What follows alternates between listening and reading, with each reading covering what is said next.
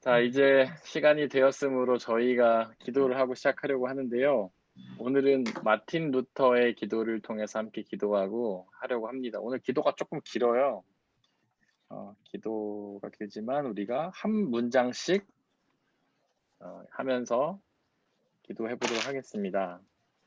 저 지은 자매, 하라 자매 이렇게 돌아가면서 하겠습니다. 오 전능하시고 영원하신 하나님, 이 세상이 얼마나 끔찍한지요. 세상이 입을 벌리고 나를 삼키려는 걸 보십시오. 그런데 주님에 대한 저의 신뢰는 너무나 보잘것없습니다. 육신이 얼마나 연약한지, 반면 마귀가 얼마나 강한지요. 만일 제가 신뢰한 대상이 이 세상에 힘밖에 없다면 이미 다 끝난 일입니다. 내 마지막 때가 왔고 나에게 유죄가 선고되었습니다. 오 하나님, 오 하나님, 오 하나님, 이 세상의 모든 지혜를 누르고 저를 도우소서. 그렇게 해주소서. 저를 도와주소서. 이는 나의 일이 아니라 주님의 일이기 때문입니다. 저는 이 자리에서 할 수 있는 것이 아무것도 없습니다. 이 세상의 유력한 자들과 다툴 수도 없습니다. 저 역시 매일의 삶이 평안하고 행복하게 흘러가길 바랍니다. 그러나 이 대의는 주님의 뜻입니다. 그리고 이것은 의롭고 영원한 큰 뜻입니다. 오 주님이시여 날 도우소서. 신실하고 변개치 않으시는 하나님이시여, 그 어떤 사람도 내가 신뢰할 대상이 아닙니다. 오 하나님, 나의 하나님, 저의 말이 들리지 않으신가요? 네 하나님, 죽으셨나요? 아니요, 주님은 결코 그럴 수 없습니다. 다만 스스로 모습을 감추셨을 뿐이지요.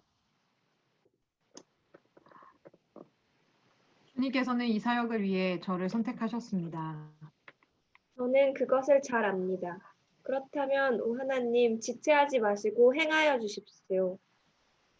나의 변호인이여 나의 방패시며 나의 강한 산성이신 예수님. 하나님께서 깊이 사랑하신 예수 그리스도를 위해 주님께서 저의 곁에 서 주십시오. 주님, 어디 계신가요? 오, 나의 하나님, 어디 계신가요? 오소서 오소서.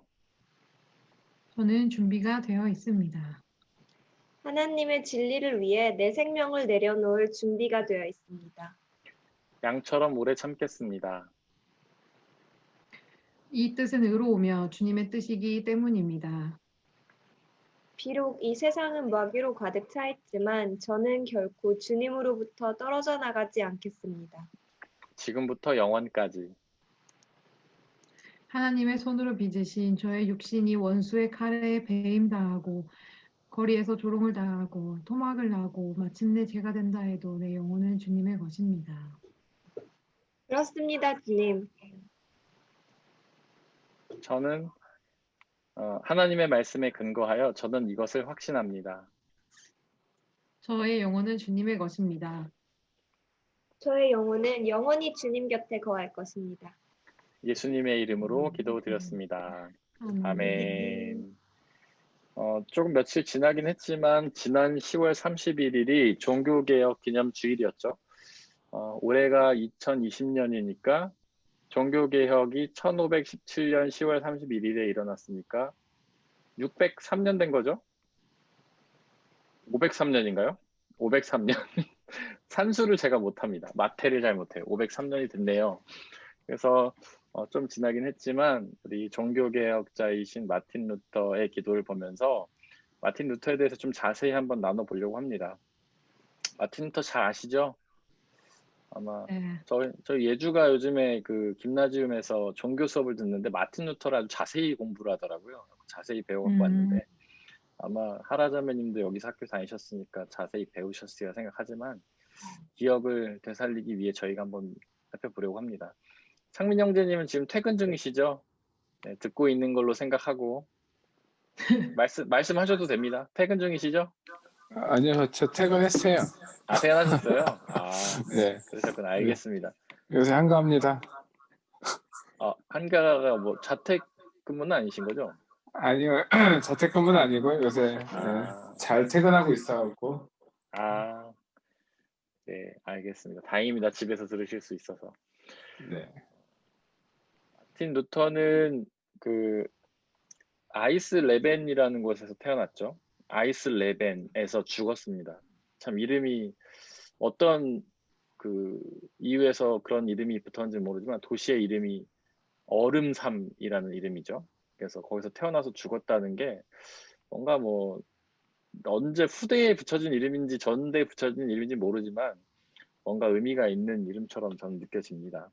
그리고 특별히 이렇게 죽음을 소망하고 준비했던 루터가 태어나고 죽었던 도시의 이름이 그렇다는 것도 좀 의미가 있는 것 같아요.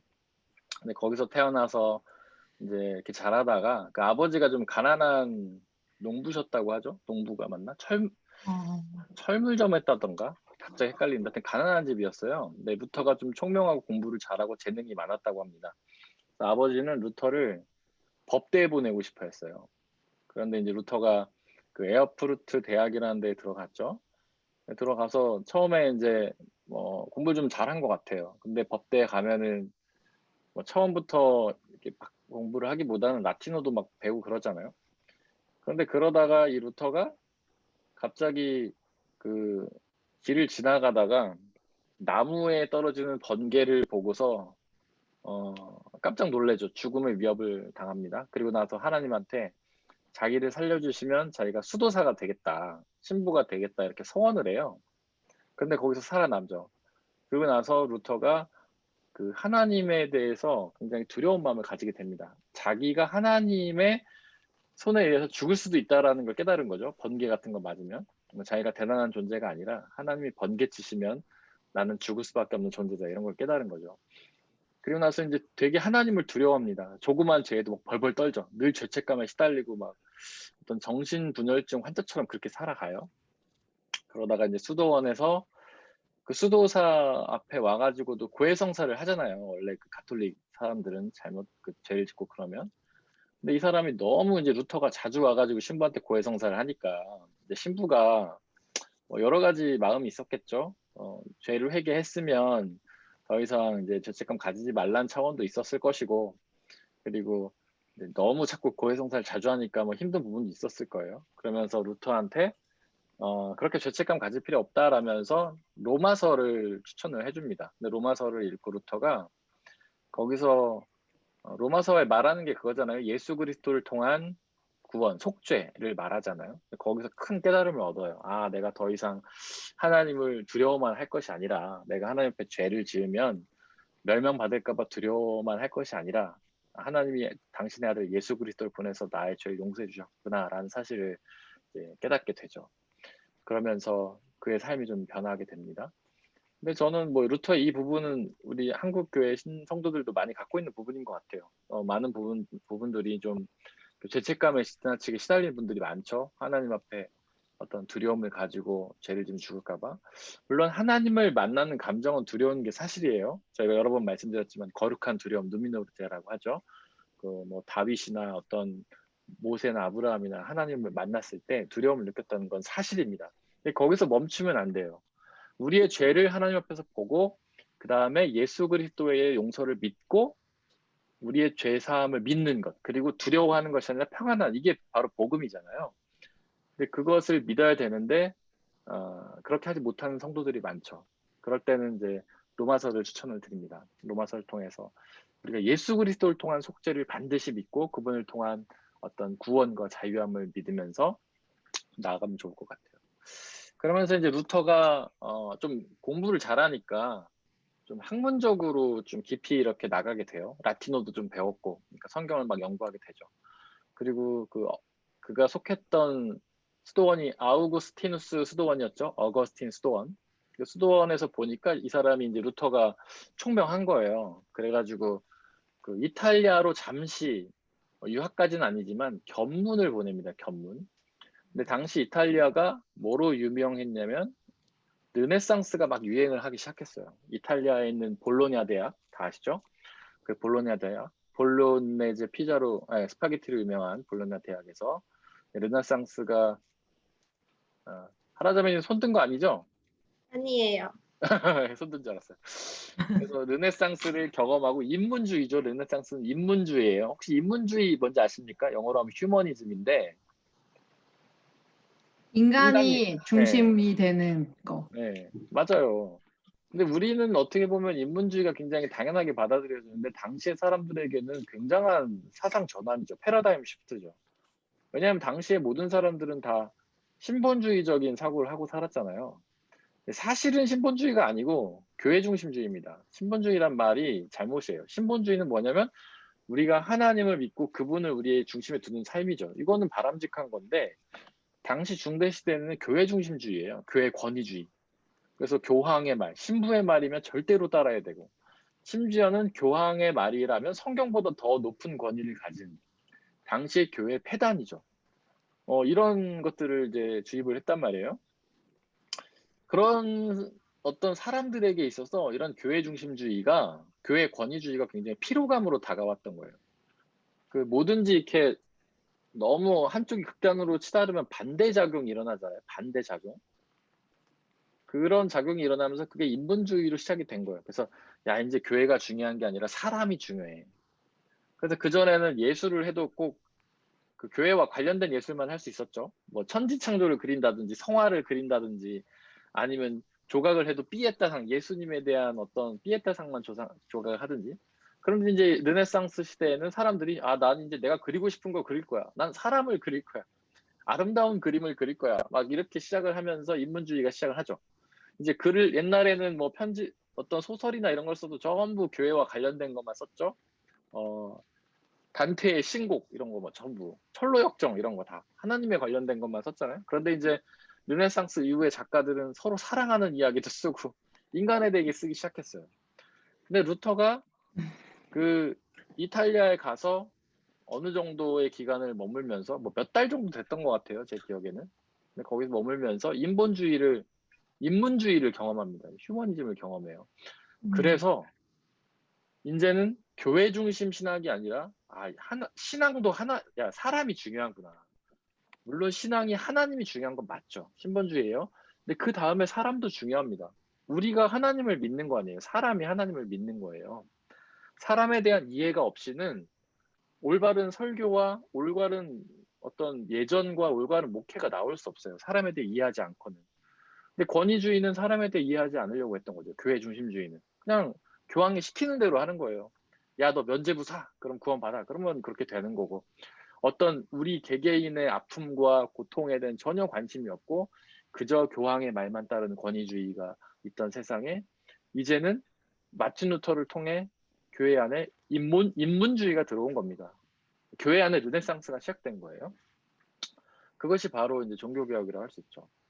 그러면서 이제 돌아와가지고 루터가 이제 공부를 다 마치고 비텐베르크 대학의 고전어 신학 교수인가 갑자기 헷갈리네요. 신학 교수로 하여튼 청빙을 받습니다.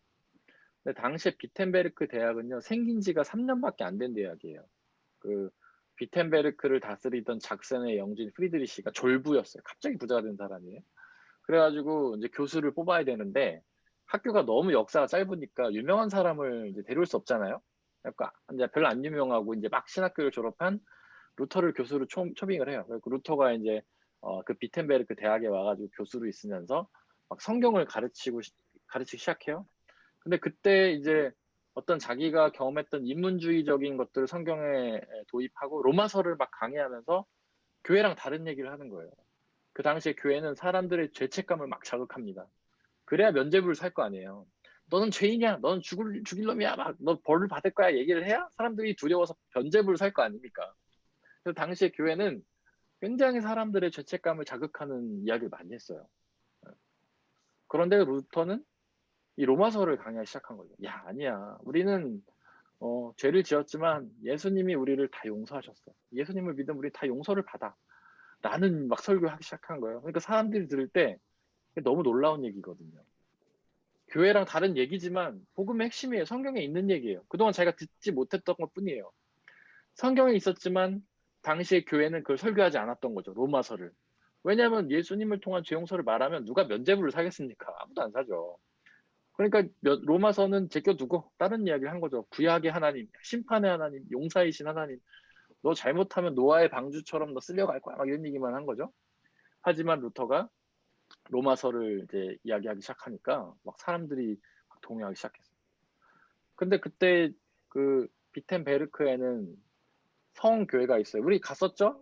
자매님들 다 갔었죠? 형들, 창민 형들도 다 갔었죠? 그때. 비텐베르크 성교회, 그 루터와 멜랑크톤의 무덤이 있는. 네네. 네. 그게 이제 사실 루터가 사역했던 교회는 아니고 거기에 담당했던 신부가 테첼이라는 사람이 있는데 그 사람이 면죄부 파는데 앞장섰던 사람이죠. 그 사람이 했던 말이 막 그런 거예요. 너네가 동전을 이 함에다 집어 넣을 때 동전 떨어진 소리 탁 하고 나면은 너의 영혼이 구원을 받는다. 이렇게 설교했던 사람이에요. 그리고 너네가 면죄부를 사고 그 돈 함에다 집어 넣을 때 만약에 이미 너의 죽은 가족들이 있다면 그 사람들도 살 거야. 그러니까 너가 이미 돌아가신 너네 할머님, 뭐 너네 친척을 위해서 면죄부를 사면 그들도 구원을 받아. 사서 동전을 집어 넣을 때마다 구원을 받아. 이렇게 설교했던 사람이 테첼이에요. 그런 이야기가 성경에 없죠, 당연히. 그러니까 성경에도 없는 거를 어떤 자기네 이익을 위해 돈을 벌기 위해서 그렇게 왜곡해서 전했던 거죠. 그러니까 루터가 볼 때는 이게 말이 안 되거든요. 성경에 없는 이야기니까. 마틴 루터가 1517년 10월 31일 그 성교회 문 앞에다가 95개조 반박문을 붙입니다. 이 95개조 반박문의 내용은 대부분 교회의 권위가 성직자에게 있다는 건 성경적이지 않다. 베드로전서에 있는 이야기처럼 우리는 모두 하나님 앞에 제사장이다. 그리고 면죄부를 사면 구원 얻는다는 것도 틀린 내용이다. 뭐 이런 것들을 이제 잘게 쪼개서 써놓은 거예요. 한 문장씩. 그래서 95개조 태제. 주제가 95개인 거예요. 근데 내용은 거의 그런 거예요. 교회의 어떤 권위주의를 비판하고 면죄부 판매를 비판하고. 근데 사실 루터는 종교개혁을 일으킬 목적으로 그걸 붙인 게 아닙니다. 그냥 그 테첼한테 신학적 토론을 하자고 그걸 붙인 거예요. 자기는 신학교 교수니까. 그 자신이 이제 자신의 학교가 있는 지역의 신부가 이상하게 말을 하니까 그랑 한번 토론을 해보자라고 해서 붙였어요. 그가 종교개혁을 일으킬 목적이 전혀 없었다는 거는 그 95개조 태제를 라틴어로 썼다는 걸 보면 알 수 있어요. 그건 라틴어로 썼거든요. 독일어로 써야지 모든 사람들이 알아보지. 라틴어는 당시 교회의 언어라서 교회 성직자들 외에는 알지 못하는 언어였거든요. 독일 사람들은 라틴어 할 줄 모릅니다. 독일어밖에 할 줄 모르고. 오로지 교회에 일하는 성직자들만이 라틴어를 볼 수 있었어요. 그러니까 루터는 그거를 라틴어로 썼다는 거는 그 사람하고 토론하려고 했다는 거죠. 그런데 이름이 없는 누군가가, 이름이 드러나지 않는 누군가, 익명의 누군가가 그거를 몰래 가져다가 독일어로 번역을 해가지고 퍼뜨립니다. 근데 그 글이 한 달 만에 전 유럽으로 퍼져요. 왜냐하면 구텐베르크가 인쇄술을 개발했기 때문에. 구텐베르크 아시죠? 구텐베르크? 네. 구텐베르크가 스트라스부르크 출신이잖아요. 그럼 구텐베르크 동상도 있고. 근데 구텐베르크가 그걸 만들죠. 뭐라고 하냐? 인쇄기를 만들었다고 하나요? 활자? 활자를 만들었죠. 그런데 그거를 100년쯤 전에 만든 걸로 제가 기억을 해요. 그래갖고 그때 그 누군가가 루터의 글을 독일어로 번역해서 전 유럽에 퍼져가지고 그게 각 곳에서 종교개혁을 일으킵니다. 그러니까 사람들이 다 알았거든요. 말도 안 된다는 거를. 면죄부를 사면 구원다는 거를 아는 사람들 다 알았거든요. 그러니까 루터가 마치 그 울고 싶은데 뺨을 때려준 것처럼 가려운 것을 긁어준 것처럼 맞은 사람들이 카타르시스를 주고 그걸 읽는 사람들이 종교개혁을 이제 시작하게 된 겁니다. 그래서 그 사람마다 이제 학자마다 좀 다른데 루터가 그 95개조 반박문을 문에다 붙인 그 시기를 종교개혁일로 보는 사람들이 많아요. 왜냐하면 그것을 통해서 종교개혁이 일어났기 때문에. 그리고 나서 루터는 이제 사람들이 막 영웅시하죠. 교회 지도자들만 이를 바닥바닥 갈고 저를 언제 죽이나 했지만 많은 사람들은 루터를 환호했습니다. 특별히 이제 서민들이 환호했죠. 왜냐하면 그동안 자기들이 라틴어를 모른다는 이유로 그렇게 교회의 권력에 착취를 당한 게 얼마나 아까웠겠어요. 만약에 여러분들이 그동안 면죄부 사면 구원 얻는다고 알았는데 아니라고 아는 얘기를 들으면 얼마나 정신적으로 충격을 받겠습니까? 교회에 대한 불신도 생기고 그 사람을 되게 신뢰하게 되지 않겠어요? 그건 영웅이 돼버린 거예요, 루터가. 그러면서 루터가 굉장히 많은 책을 씁니다. 교회 바벨론 뉴스 등등 해가지고 교회의 문제점들을 계속해서 논문으로 써서 발표를 해요. 그게 발표할 때마다 바로바로 이제 인쇄가 돼갖고 전율을 계속 펼쳐집니다. 그런데 황제가 당시에는 이제 신성 로마 제국이죠. 황제와 교황이 다스리는 체제인데 교황이 좀 더 힘이 셌죠, 당시에는. 그래서 이제 교황의 눈치를 황제가 보는 거죠. 근데 교황이 루터에게 파면 교서를 보내요. 근데 당시에 파면 교서는 야 그냥 너는 내 신부 아니야, 평신도로 돌아가, 이런 차원이 아니에요. 그냥 사형 선언문하고 똑같아요. 당시 중세 시대는 교회 시대이기 때문에 교회에서 출교를 당하고 파면을 당한다는 거는 그냥 사형이에요. 그거를 받아들이면 길에서 누가 죽여도 그건 살인죄가 되지 않습니다. 네. 근데 루터가 그걸 어떻게 했냐면 비텐베르크 성에서 사람들을 모아놓고 태워버려요. 교황의 직서를 태워버립니다. 그리고 나서 이제는 황제를 불러요. 황제. 그래갖고 황제가 1521년 7월에 그 루터를 보름스로 부릅니다. 보름스 다 가보셨죠? 네.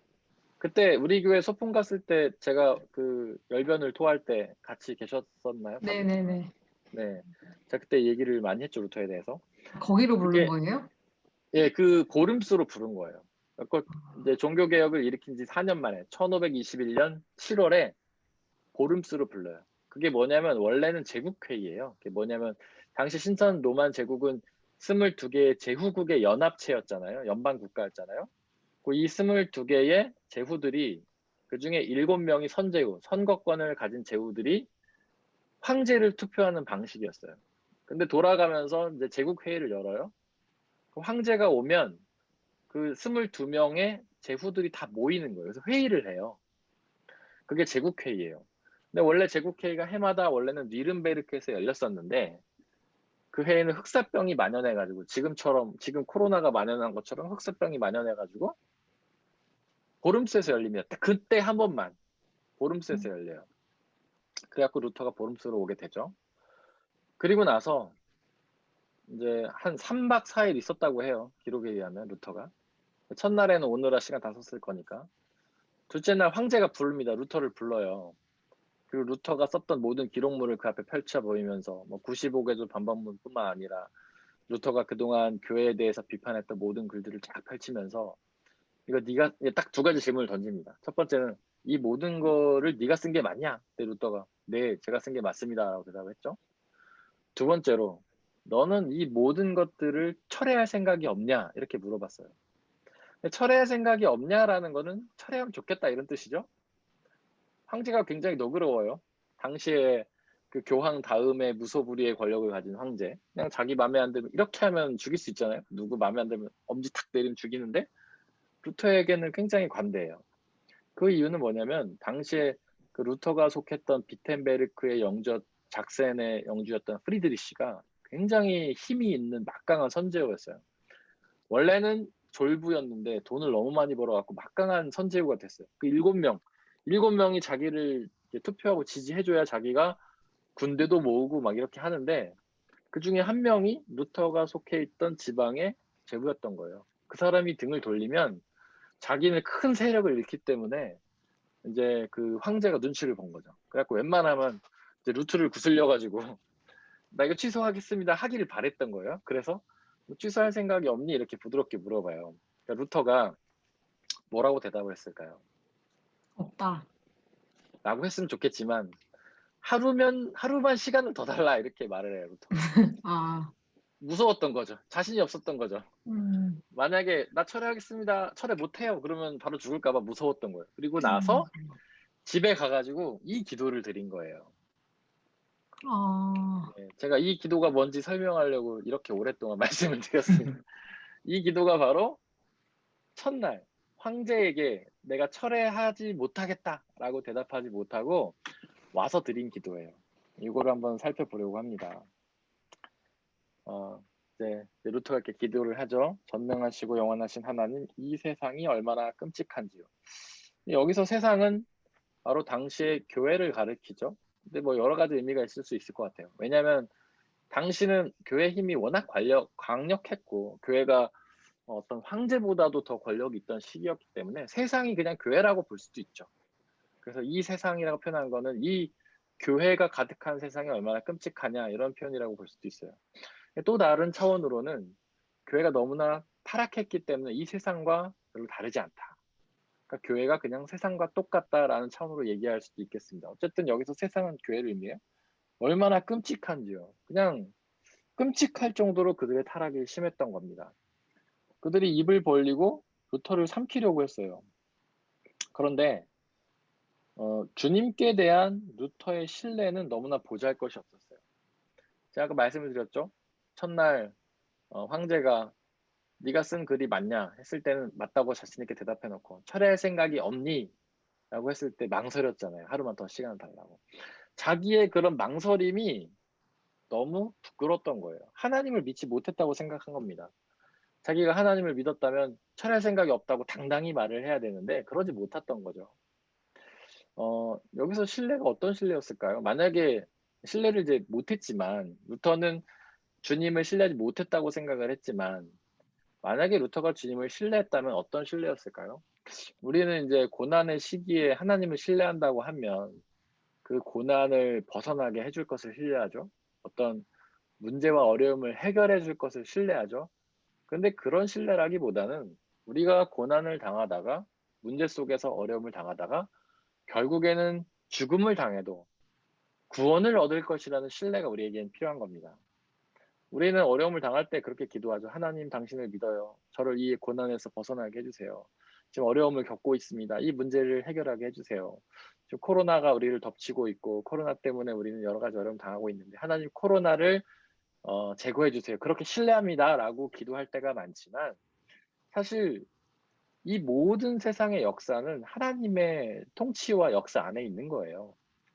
좋은 것도 나쁜 것도 선한 것도 악한 것도 형통한 것도 고난도 그렇기 때문에 그 모든 것이 그냥 하나님의 선하신 역사에 우리는 신뢰를 해야 돼요. 그리고 나서 뭐를 신뢰해야 되냐면 그 모든 것이 합력하여 하나님의 선을 이룰 것을 신뢰해야 되고 비록 우리가 고난 속에서 고통당하다가 죽겠지만 결국엔 구원을 당할 것을 신뢰하는 겁니다. 어쨌거나 루터는 하나님을 신뢰하지 못하고 두려워서 들어왔죠. 얼마나 부끄러웠겠어요. 우리도 그런 경험 있지 않습니까? 어떤 세상의 유혹과 공격 앞에서 타협할 때가 종종 있지 않습니까? 우리는 없다고 생각하지만 꽤 있는 것 같아요. 그러니까 특별히 직장 생활 하시는 분들이 가끔 하시는 얘기를 들으면 회사에서 어떻게 신앙을 다 지키고 사냐. 회사에서는 어쩔 수 없이 좀 타협하면 살 수밖에 없다. 이런 말들을 하시는 분들이 계셔요. 근데 이해는 합니다. 그럴 수 있다고 생각해요. 하지만 그런 것의 한편에는 하나님에 대한 신뢰가 좀 없는 것도 있지 않나. 근데 그분들은 대부분 직장 생활에서 자기가 그리스도인임을 밝히고 그리스도인처럼 살아가다 보면은 어떤 불이익을 당하고 조롱과 비판을 당할까 봐 두려워서 그러시는 건데 만약에 하나님을 온전히 신뢰한다면 그런 조롱과 비판과 불이익까지도 감당하면서 하나님 앞에 담대히 나갈 수 있어야 되지 않을까 그런 생각이 들기도 합니다. 제가 이제 직장 생활을 좀 해봤잖아요. 만약에 제가 직장 생활 안 해봤으면은 목사님이 직장을 몰라서 그래요라는 비판이 가능하겠지만 저는 직장 다녀봤습니다. 신한은행 콜센터에서 2년 정도 일을 해봤어요. 근데 저는 처음부터 제가 전도사인 걸 사람들이 다 알았어요. 처음엔 진짜 불편했어요. 사람들이 말도 쉽게 잘 안 걸고 거의 뭐 가뜩이나 저는 이제 콜센터에 있었기 때문에 직원이 200명인데 남자가 4명이고 196명이 여자예요. 그러니까 아시죠? 여자들 많은 데서 남자들이 어떤 대우를 받는다는 걸 다 아시죠? 그냥 투명 인간이죠. 뭐 없는 사람이죠. 왕따라는 말도 이제 어울리지 않아요. 그냥 투명 인간이에요. 그냥 우린 없는 사람이에요. 근데 가뜩이나 이제 좀 외로움 속에 있지만 어떤 뭐 신학생이라는 전도사라는 타이틀이 좀 더 거리감을 뒀던 거죠. 사람들이랑 친해지기가 쉽지가 않았어요. 근데 몇 달이 지나고 이제 친해졌는데 오히려 그렇게 시간이 흐르니까 좀 인정해주는 부분들이 있더라고요. 그냥 너는 전도사니까라고 생각하고 배려해주는 부분도 있고, 그리고 시간이 흐르니까 본인도 신앙인이라는 사실도 이야기하고, 그리고 직장인에서 직장 생활하면서 자기가 어떤 어려움을 겪는지도 얘기하고, 어떤 과장님은 그러더라고요. 야, 제발 교회가 술, 담배만 허락해줘도 내가 성가대도 하고 교사도 하고 다 할 텐데. 자기는 담배를 1시간 이상 참지 못한대요. 근데 교회는 너무 다니고 싶고 봉사도 하고 싶은데 그것 때문에 못한다. 뭐 이런 얘기하는 사람들도 있었어요. 어쨌거나 처음에는 그런 우리가 직장 생활하면서 그리스도인임을 드러내는 것이 힘든 것처럼 생각될 수도 있지만 결국 시간이 흐르면은 하나님께서 그 알맞게 역사하지 않나, 그런 생각도 해봤습니다. 그리고 나서 루터는 자신을 자책하죠. 우리의 육신이 얼마나 연약한지, 마귀는 얼마나 강한지. 근데 이거는 뭐 자책이기도 하지만 바른 고백이기도 합니다. 이제 우리 육신은 너무나 연약하죠. 우리는 많은 경우에 하나님 앞에서 어떤 하나님이 우리에게 원하시는 것들을 실행해 보려고 노력하죠. 말씀도 읽어보려고 하고, 기도도 읽어보려고 하고, 선도 베풀려 보고, 이웃도 용서해 보려고 하고, 사랑도 해보려고 하고, 그런데 실패하죠. 반드시 실패하죠. 뭐 여러 번 성공하다가도 언젠간 실패합니다. 그러니까 실패하려고 작정하고 하는 경우도 있지만 실수를 하는 경우도 있죠. 왜냐하면 우리의 육신은 연약하기 때문에 그래요. 연약하기 때문에. 우리는 결코 완전히 우리의 육신으로 하나님의 법을 온전히 순종할 수 없습니다. 그걸 인정해야 돼요. 또한 마귀는 굉장히 강합니다. 마귀는 사탄이라고 할 수 있겠죠. 사탄의 유혹이 얼마나 강합니까? 이거는 우리의 힘으로 막을 수 있는 게 아니에요. 그러니까 죄라는 건 그렇잖아요. 악이라는 건 그렇잖아요. 우리가 아무리 하지 않으려고 해도 우리도 모르는 순간에 범하고 있을 때가 얼마나 많습니까? 그 사탄이 우리보다 뛰어난 존재잖아요. 지혜도 많고 능력도 많고 우리를 여러 가지로 흔들고 유혹하기 때문에 그 사탄의 유혹 앞에서는 절대로 이길 수가 없죠. 그러니까 이거를 우리는 기억을 해야 돼요. 우리는 연약하고 사탄은 강하다는 거를. 그리고 나서 루터는 뭐라고 얘기냐면, 내가 신뢰할 대상이 이 세상의 힘밖에 없다면 이미 다 끝난 일입니다. 라고 말을 하죠. 왜냐하면 이 세상에는 신뢰할 대상이 없기 때문이에요. 어쩌면 당시에 그 작센의 영주였던 프리드리시가 강한 힘을 가지고 있다고 생각을 했겠지만, 그래도 사실 황제 앞에서는 그를 구해줄 수 어렵잖아요. 황제가 죽이려고 마음을 먹으면 그걸 어떻게 일개 제후가 막겠습니까? 쉽지 않은 일이죠. 세상의 힘이라는 거는 그렇다는 거예요.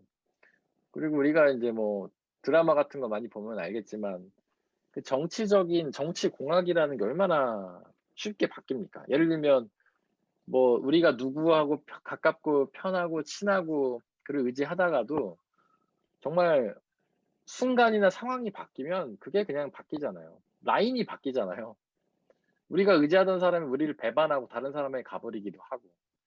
사람을 의지한다는 거는 거의 이제 의미 없는 일인 거죠. 세상의 힘을 신뢰한다는 건 의미가 없죠. 네. 그들의 힘이 약하기도 하고 그들이 힘이 있다고 해도 변하기 때문에. 결국에는 이제 루터는 어떤 그 하나님 외에는 의지할 존재가 없다. 결국에는 하나님을 향해서 그가 담대하게 신뢰하지 못하고 마귀의 요구에 넘어갔지만 결국에는 하나님을 의지할 수밖에 없다, 이런 얘기를 했다는 것이죠. 그리고 나서 마지막 때가 왔고 유죄가 선고되었다라고 과거형으로 말해요. 마지막 때. 이거는 죽음을 직감했다는 얘기죠. 결국에는 자기가 첫째 날에는 황제 앞에서 담대하게 얘기하지 못했지만 내일은 반드시 얘기를 해야겠다. 그것이 하나님의 뜻이시다라는 걸 본인도 알고 있었던 거죠. 그래서 내일 다시 한번 황제 앞에 간다면 나는 이걸 철회할 생각이 없습니다. 그럼 황제는 자기에게 유죄를 선포할 것이고 자기는 죽을 것이다 라는 이야기를 하는 거죠. 그리고 나서 이제 루터는 하나님을 3번 불러요. 오 하나님, 오 하나님, 오 하나님. 근데 성경에도 보면 천사들이 이렇게 하나님의 이름을 부를 때 3번 부르는 경우가 되게 많아요. 거룩하다, 거룩하다, 거룩하다. 뭐 이렇게 3번씩 부를 때가 많아요. 근데 혹시 왜 그런지 아십니까? 임 집사님도 오셨네요. 장미자매님도 계시고. 안녕하십니까? 안녕하세요. 네, 안녕하십니까? 제가 화면을 넘겨 보이는데 이제서 봤네요. 네. 혹시 왜 3번 부른지 아세요? 요거는 왜냐하면 삼위일체 하나님을 부른다라는 이제 신학자들의 주장이 있어요. 삼위일체 하나님. 뭐 그렇게 이해하시면 됩니다. 여러분들이 기도할 때도 한 번 부르셔도 되는데, 왜냐하면 삼위일체 하나님이니까 3분이시지만 결국 한 분이시잖아요. 그렇기 때문에 뭐 한 번 부른다고 해도 상관은 없는데, 이제 성경이나 어떤 신학자들이나 어떤 성인들이 이렇게 3번 부르는 경우가 있어요. 그거는 이제 삼위일체 하나님을 강조하기 위해서 그렇다, 그렇게 이해를 하시면 됩니다. 그리고 이제 루터가 이 세상의 모든 지혜를 누르고 저를 도우소서라고 이야기 이제 했죠. 사실 루터도 그랬을 수도 있겠지만 많은 사람들은 세상의 지혜를 의지합니다. 이거에서 쉽게 벗어나지 못해요. 우리가 욥기를 통해서 계속 보고 있죠. 이건 뭐라고 합니까? 사람의 지혜 전통이죠.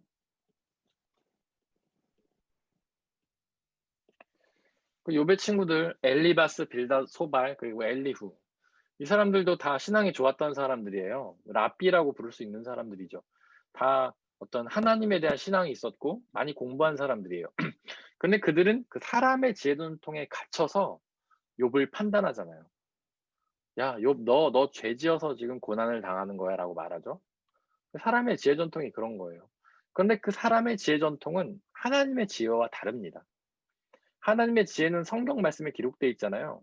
근데 성경이 그렇게 말하고 있나요? 성경은 야, 너 죄를 지으면 고난을 당해 라고 말하나요? 그렇지 않죠. 죄와 상관없이 고난을 당해요. 고난은 하나님이 맡기시면 당하는 겁니다. 욥의 고난이 그런 거죠. 욥은 죄가 없는 의인이었지만 하나님이 허락하셨을 때 고난을 당했죠. 예수님도 죄가 없는 의인이었지만 하나님이 맡기실 때 고난을 당했죠. 그러니까 이 세상의 지혜, 사람의 지혜는요, 하나님의 지혜와 다른 거예요. 근데 많은 신앙인들은 이 사람의 지혜 전통 안에 갇혀 있습니다. 심지어 신앙인들 중에서도 그래요. 신앙인들은 그것이 자기가 갖고 있는 사람의 지혜 전통이 하나님의 지혜 전통이라고 착각합니다. 당시의 중세 교회의 지도자들은 어떻게 오해했냐면, 그들은 오해라기보다는 인위적으로 그렇게 맞는 걸 수도 있죠. 너네가 돈을 내면은 구원을 얻어라고 주장했죠. 이게 사람의 지혜 전통 아닙니까? 사실은요, 돈을 내면 구원을 얻는다라는 거는 어디서 나온 거냐면 행함으로 구원을 얻는다. 율법을 지킴으로 구원을 얻는다라는 생각에서 나온 거예요. 가톨릭 교회는 그 행위로 구원을 얻는다는 게 굉장히 강합니다. 그래서 고해성사를 하고 나서 신부가 성도들한테 그렇게 말하죠. 너 가서 죄를 지은 것만큼 사회봉사를 해. 뭐 고아원에 가서 봉사를 해. 뭐 어디에 가서 청소를 해. 이런 걸 시키죠. 행위를 꼭 강조해요. 거기에서 면죄부 전통도 나온 거예요. 돈을 내는 행위를 통해서 구원을 얻는다. 그리고 제가 아까 그 루터가 다스렸던 지역의 제후였던 작선의 제후였던 프리드리시가 졸부였다고 했는데, 그 프리드리시가 어떻게 돈을 벌었는지 혹시 아시나요? 제가 전에 말씀드린 것 같은데 기억이 나시는 분이 계십니까? 프리드리시는요, 네, 말씀하십시오. 뭘 팔아서? 네, 뭘 팔았죠. 뭘 팔았냐면 성인들의 물건을 팔았어요. 그러니까 유명한 신부들의 물건을 팔았어요. 예를 들면 뭐 교회 신부의 옷이라든지 뭐 액자, 집에 있는 액자 이런 걸 팔았어요. 그래갖고 그걸로 돈을 벌었어요. 그런데 면죄부, 그러니까 그런 거를 사면, 예를 들면 좀 비싼 거를 사면 죄를 많이 용서해주고 싼 걸 사면 죄를 조금 용서해주는 거예요. 만약에 여러분들이 저의 이 티셔츠를 사면 여러분들이 제 10%를 용서를 받는 거예요. 이거 싸니까. 근데 만약에 저의 컴퓨터를 사시면 한 50% 받아요. 컴퓨터 비싸니까.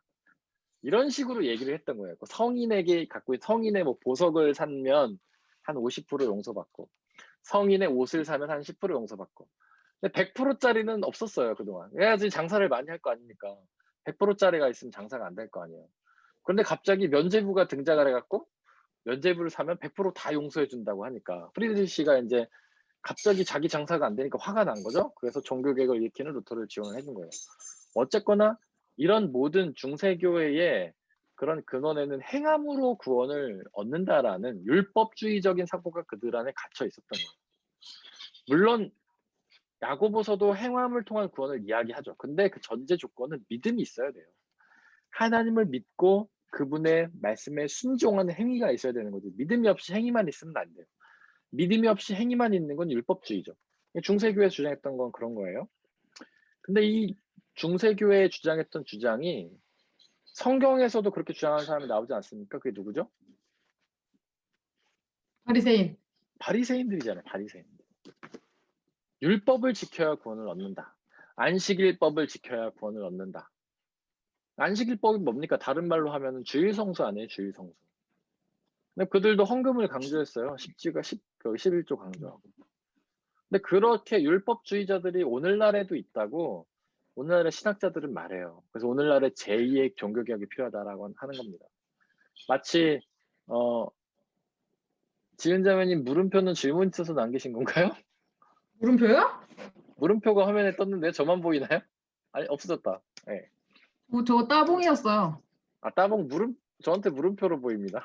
그 질문 밑에 있으신 줄 알고. 집사님이 저기 뭐야 손뼉 그거 반응하셨길래 저도 한번 해봤습니다. 진짜요? 저한테는 안 보여요 손뼉이라. 그래요? 거기 밑에 반응을 보내는 게 있네요. 아 그래요? 전 지은자매님 물음표만 보였고 박수 이제 돌리네요. 박수.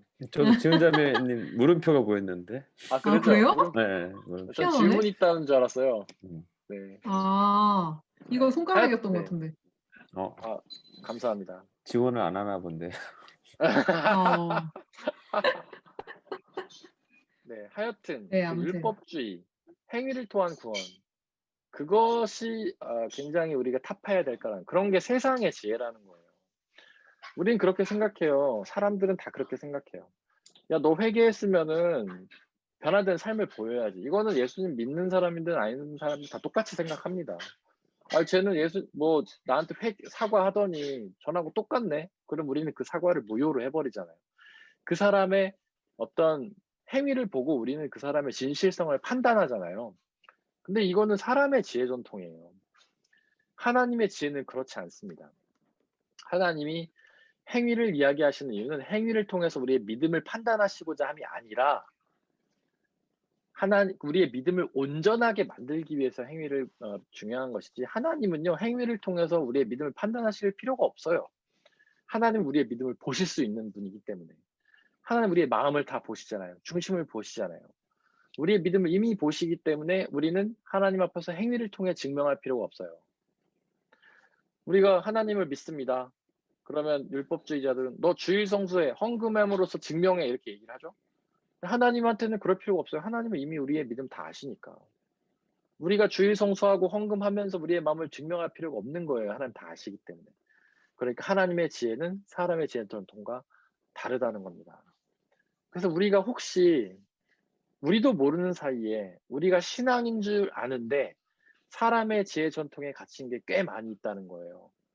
우리는 성경을 읽음을 통해서 하나님의 말씀을 계속해서 묵상하면서 우리가 갖고 있는 이 잘못된 사람의 지혜 전통을 하나님의 지혜로 바꿔나가는 노력이 필요한 거예요.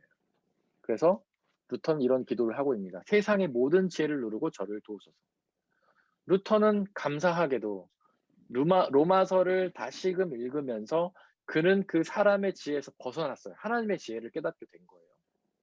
그런데 여전히 교회의 지도자들은 황제를 비롯해서 교황을 비롯해서 여러 신부들, 심지어 성도들까지도 여전히 하나님을 믿는다는 그런 이름 안에 있었지만 사람의 지혜 전통 안에 갇혀 있었던 겁니다. 그래서 자기도 만약에 사람의 지혜 전통 안에 여전히 갇혀 있는 부분이 있다면 저를 깨우쳐달라고 기도했던 것이고 나아가서 그런 교회의 지도자들과 성도들이 여전히 사람의 지혜 전통에 갇혀 있다면 그것을 깨쳐달라고 기도했던 것이죠. 여러분들 당시에 일반 성도들이 면죄부들을 열심히 샀을까요? 안 샀을까요? 열심히 샀어요. 제 생각에는 저 말도 안 되는 이야기하고 안 샀을 거라고 생각이 되죠. 저 무슨 말도 안 되는 소리를 하고 있어. 저런 걸 나보고 믿으라고 했을 것 같지만 그렇지 않아요. 당시에 성도들은요. 굉장히 열심히 샀어요. 빚져가면서 자기 전 재산 다 탈탈 털어서 샀어요. 왜냐하면 그들은 그 사람의 지혜 전통 안에 갇혀 있었기 때문에 그래요. 하나님의 지혜를 통해 자기들은 그거를 사람의 지혜 전통을 깨우칠 수 있는 기회가 없었기 때문에 그래요. 그들은 라틴어를 모르잖아요. 독일어밖에 모르잖아요. 근데 성경은 라틴어로만 돼 있었기 때문에 그들은 하나님의 지혜에 접근할 수 있는 능력이 없었던 거예요. 그렇기 때문에 그들은 여전히 사람의 지혜 전통 안에 갇혀 있을 수밖에 없었던 겁니다. 많은 신학자들이 그렇게 말해요. 당시에는 성경이 자국어로 없어서 사람들이 안 읽었지만 요즘에는 번역이 잘 돼 있어도 잘 안 읽는다. 하나님의 말씀 속에 있는 하나님의 지혜를 우리가 모르기 때문에 여전히 사람의 지혜 전통 안에 갇혀서 신앙생활을 한다라고 지적을 합니다. 특히 교회를 오래 다닌다는 사람들은요.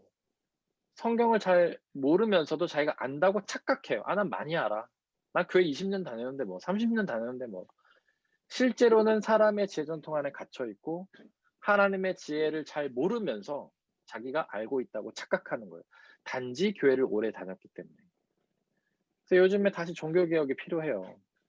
당시의 종교개혁은 루터가 로마서를 읽으면서 그리고 그것을 독일어로 번역하면서 시작이 되었다면 지금 요즘의 종교개혁은 우리가 성경 말씀을 진지하게 다시 읽으면서 그 안에 있는 의미들을 곱씹으면서 하나님의 지혜를 우리가 다시금 발견하면서 시작해야 된다라고 요즘의 신학자들은 말합니다. 그리고 루터가 이제 이어서 혹시 질문 있으면 언제든 하시기 바랍니다. 질문은 그 끝까지 기다리지 않으셔도 되고요. 언제든 하셔도 됩니다. 그리고 나서 루터가 했던 기도는 오 하나님 저를 도와주소서라고 기도했어요. 왜 도와달라고 기도를 했을까요? 루터를 도와달라고? 왜냐하면 루터는 자신의 힘으로 그런 황제 앞에서 나는 이것을 철회할 생각이 없다라고 말할 용기가 없었기 때문에 그래요. 우리가 앞서서 나눴지만 그 루터의 육신이 얼마나 연약하고 마귀가 얼마나 강합니까? 마귀는 그랬을 거예요. 야 루터 너 거짓말 한 번만 하면 생명을 유지할 수 있잖아. 지금 이렇게 죽는 게 얼마나 의미 없냐. 차라리 오래오래 살면서 글도 더 많이 쓰고 더 많은 사람들에게 종교개혁을 전하면 더 좋지 않겠니라고 유혹했을 거예요. 그러나 루터는 한 번 실패했죠. 첫날에 자기가 갖고 있던 어떤 믿음, 신앙을 그 황제 앞에서 떳떳하게 말할 수 있는 용기가 없었어요. 근데 두 번째 때도 그럴 용기가 없을까봐 또 다시 한번 연약함에 무너질까봐 마귀가 그를 유혹할까봐 하나님께 도와달라고 기도를 한 겁니다. 그 바르트라는 신학자가 있어요. 스위스 신학자인데 바르트라고 하죠. 혹시 말 들어보신 분 계실 거예요. 임 집사님 들어보셨을 것 같아요. 칼 바르트. 칼바르트 아니에요? 맞아요. 칼 바르트. 들어본 것 같습니다. 들어봤죠. 굉장히 유명한 분입니다. 칼 바르트. 제가 많이 인용을 하기도 하고. 이 칼 바르트라는 학자가 그렇게 말했어요. 우리가 하나님 앞에서 할 수 있는 일은 오직 기도뿐이다. 기도. 우리는 뭐 사실 교회에서 이것저것 하라는 얘기 많이 듣죠. 여러분들한테 뭐 봉사도 하시라, 헌금도 하시라, 그 다음에 순종하셔라, 말씀에 순종해라, 이웃을 사랑해 이런 얘기 많이 듣죠. 근데 바르트는요, 우리가 할 수 있는 일은 그런 게 아니라는 거예요. 기도밖에 할 게 없다는 거죠. 저를 도와주소서라고 기도할 수밖에 없다는 거예요. 왜냐하면 우리한테는 그걸 행할 능력이 없거든요. 아무리 야 이웃을 사랑하세요, 봉사하세요, 헌금하세요, 순종하세요, 뭐 주일 성수하세요라고 말해도 우리는 그것을 할 수 있는 능력이 우리에게 없다는 거예요. 우리 육신은 너무나 연약하고 마귀는 너무나 강해가지고 우리는 할 수 있는 능력이 없다는 거예요. 그래서 바르트는 오직 우리가 할 수 있는 일은 오직 기도뿐이다. 주여 우리를 도와주소서라고. 그리고 제가 그런 얘기 드렸죠. 옛날부터 교회는 예배 시간에 반드시 드리는 기도와 찬양이 있었어요. 그건 뭐냐면 키리에 엘레이손이에요.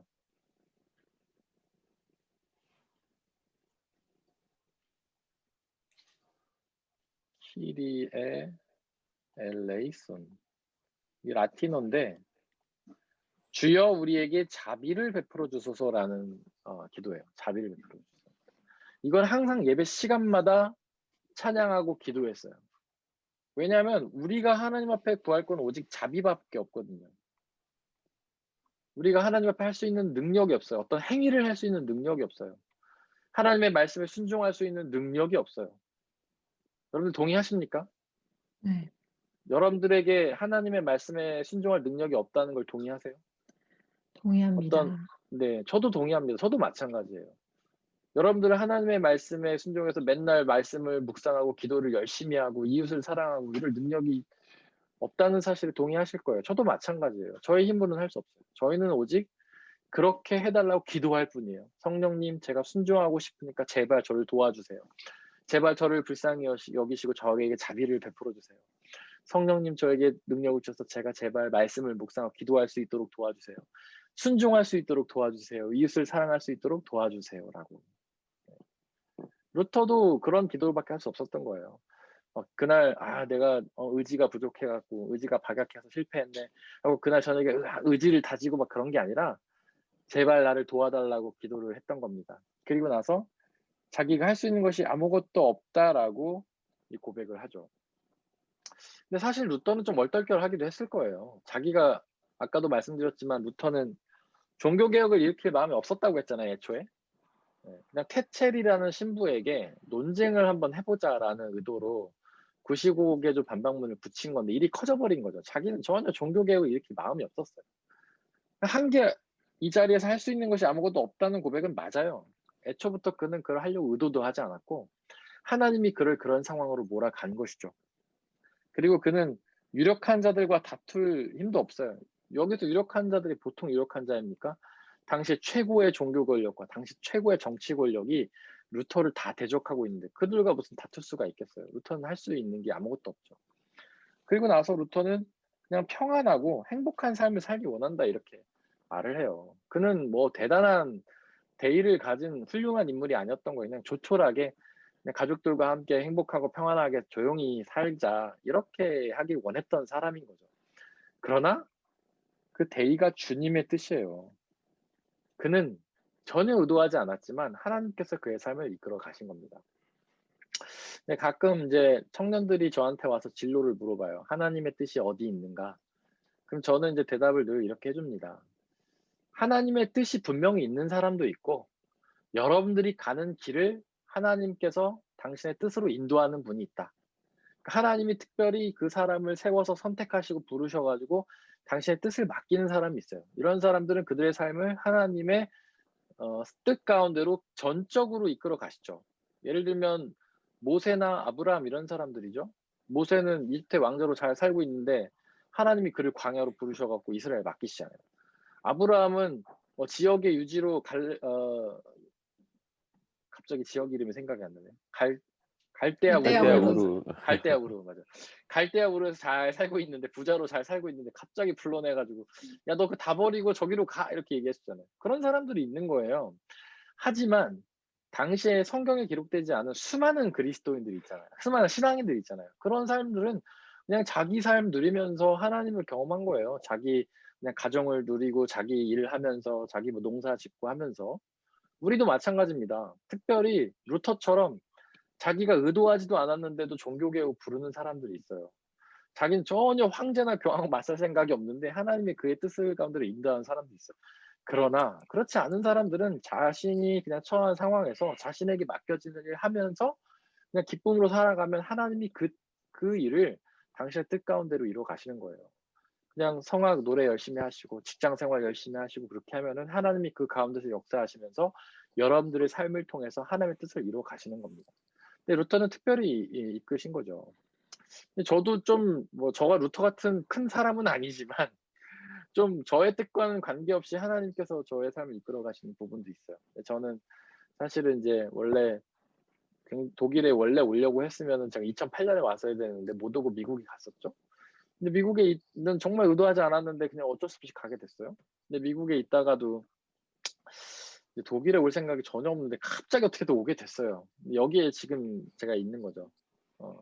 그리고 나서 지금의 삶, 제가 다름슈타트 중앙교회 목사로서 이제 앞으로 평생을 살게 이렇게 된 삶이 그 전에 불과 몇 년 전에는 상상할 수도 없던 삶이죠. 하나님께서 이렇게 이끌어 가시는 거예요. 루터의 삶이 그랬던 거죠. 이것이 바로 하나님의 영원한 큰 뜻입니다. 네. 그리고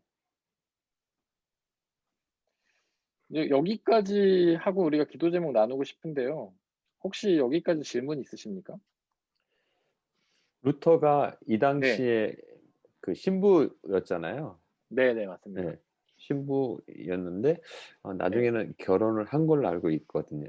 목사님께서 맞습니다. 말씀하신 것 같은데 네. 혹시 이 네, 당시에 네, 결혼과 요 네. 당시와의 그 텀이 어떻게 돼요? 이제 종교개혁 일으키면서 결혼을, 그러니까 사제와 수녀들을 결혼을 시킨 게 바로 루터예요. 루터가 종교개혁을 일으키면서 했던 일 중이 이제 여러 가지가 있죠. 뭐 이제 예배를 자국어로 드린 거, 성경을 번역한 거, 그리고 예배 때 성찬을 양형 성찬으로 회복한 거. 원래 당시 성도들은 떡만 받고 잔을 못 받았거든요.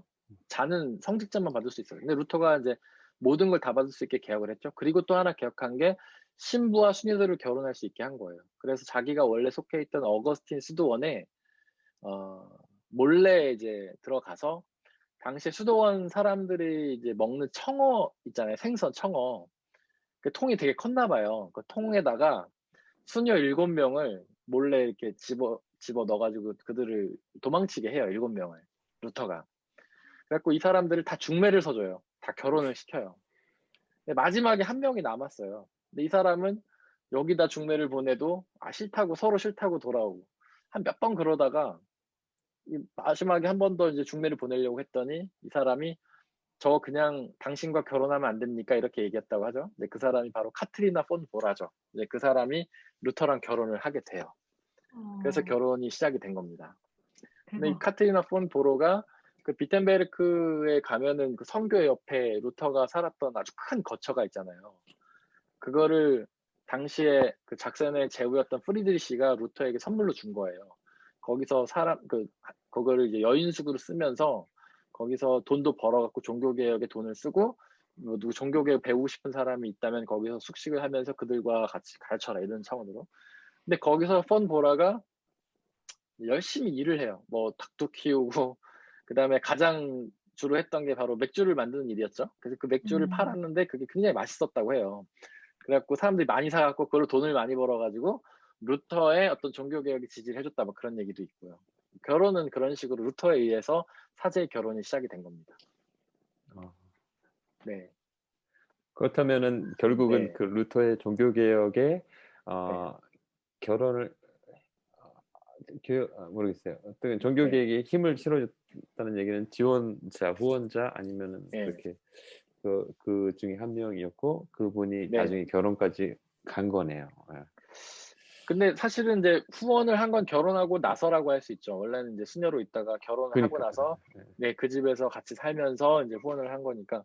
근데 폰 보라가 진짜 고생을 많이 했대요. 루터를 찾아온 사람들이 너무 많아가지고 맨날 한 10명씩 집에 있었다고 합니다. 근데 그 사람들 밥 다 해먹이고 맥주 만들고 닭 키우고 오리 키우고 살림하고 그런 걸 혼자 다 해냈으니까 그러면서도 한 번도 루터한테 불평도 안 하고 그랬다고 해요. 그러니까 완전히 애들도 많지 않았어요? 애들 제가 정확하게 기억이 안 나는데 꽤 있었던 걸로 지금 생각이 몇 명인지는 생각이 안 나는데 자녀가 꽤 대단하다. 많았던 걸로 알고 있어요. 폰 보라 때문에 종교개혁을 성공할 수 있었다 얘기하는 사람도 있어요. 그만큼 이제 서포트를 많이 한 사모님이셨던 것이죠. 역시. 근데 어쨌든 루터는 그 당시에도 카톨릭 계속 신부로 남아 있었다고 하셨잖아요. 남아 있었진 않았고 남아 있으려고 했는데 결국에는 이제 파면당해서 개신교 목사가 됐죠. 나중에는. 왜냐하면 그쪽에서 출교를 결국 당했으니까 더 이상 가톨릭에 있지 못하고 이제 그 비텐베르크에서 뭐 개신교회를 시작했다라고 표현을 하지 않고 이제 신학책 같은데 보면은 종교개혁적인 예배를 인도하기 시작했다 이렇게 표현을 해요. 그러니까 중세기회 시대 때 예배랑 다른 종교개혁적 예배. 종교개혁적 예배라고 하는 거는 아까도 말했지만 원래 중세교회 시대 예배는 다 라틴어로 진행이 됐었는데 종교개혁적 예배는 독일어로 진행이 이제 됐던 거죠. 그리고 성찬을 할 때 떡과 포도주를 다 줬고, 그리고 루터는 당시 중세교회는 설교를 굉장히 중요하지 않게 생각했어요. 왜냐하면 어차피 라틴어로 설교하니까 사람들이 이해를 못 하잖아요.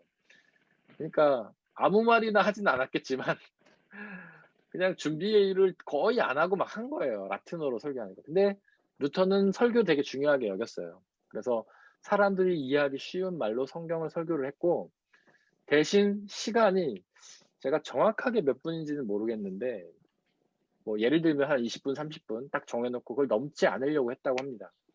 그래서 비텐베르크에 가면 이제 루터 박물관이 있는데 거기 가면 모래시계가 굉장히 많아요. 모래시계가.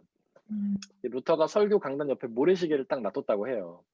그래서 그게 다 떨어지면 설교를 하다 중간에 끝냈대요. 안 끝났는데 설교를 못했는데 모래시계 딱 끝나면 그만했대요. 아멘 이렇게 기도하고 마치겠습니다 이렇게 했대요. 와.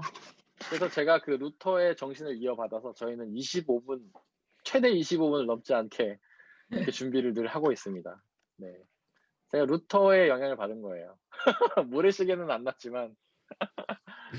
그리고 뭐 또 하나 첨언을 하자면 이제 제가 설교를 시작하고 끝날 때 하는 인사말이 있어요.